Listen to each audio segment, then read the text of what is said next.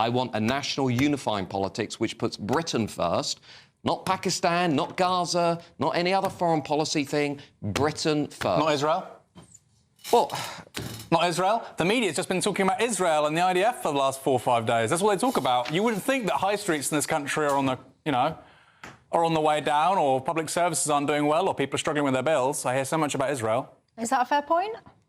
Well, my personal view is Israel is a very close ally. Well, until recently, it was a very close ally of the United Kingdom. We should look after our allies. Unfortunately... No, we shouldn't. Unfortunately... we should look after Britain. Unfortunately, Israel no longer feels that we are a reliable ally, thanks to the Labour government. I care. And Why? Lots of British Jews in the country care about that. The point of politicians in the UK should be to look out for the UK. That's it. That's something, by the way, that the right always used to say.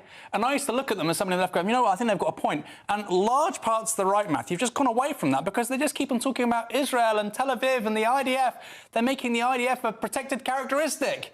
Need to go to the human rights, watchdog and maybe protect for, IDF Lance Corporals because they're being discriminated against by the UK, media. It's silly. You had it right. You had it right 5, 10 years ago. Look after this country.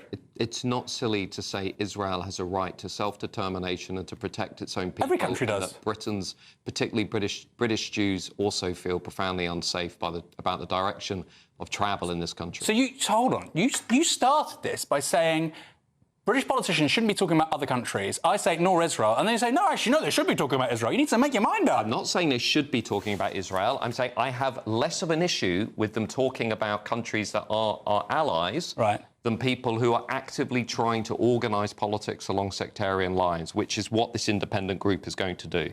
Let's be frank, it's going to be pro-Gaza, anti-Israel, anti-British state, anti-military, pro-Palestine action. It's going to be all the things that this country should not really have. Do you know, in the last Parliament, do you know what percentage of Tory MPs were members of Conservative Friends of Israel? How many? 70%.